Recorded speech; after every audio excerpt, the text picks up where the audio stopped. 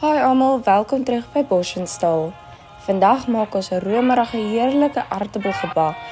Voorberei jou oond tot 175°C. Skil en spoel ongeveer 3 medium tot groot aartappels af en sny dit dun, want ons wil hê hulle moet evenredig bak en hulle sal in minder tyd gaar wees as wanneer hulle te dik gesny word.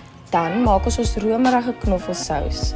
Voeg 'n koppie room, sout en peper, 'n paar timiblare,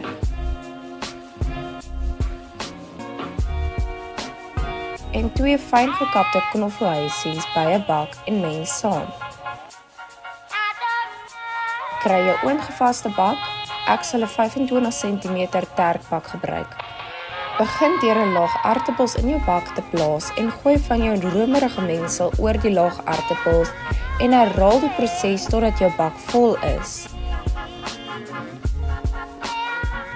Ek het besluit om 'n tweede gereg te maak, hierdie een sonder die knoffel.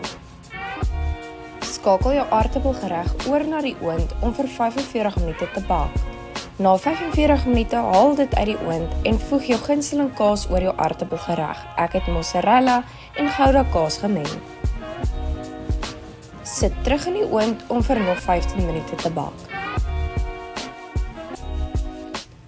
Sodra dit goudbruin is, sal jy 'n pragtige min moeite bygereg hê om te bedien.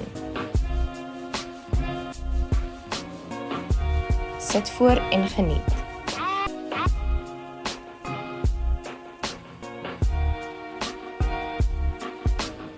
Dankie almal vir die kyk. Tot volgende keer. Mag julle 'n wonderlike dag hê.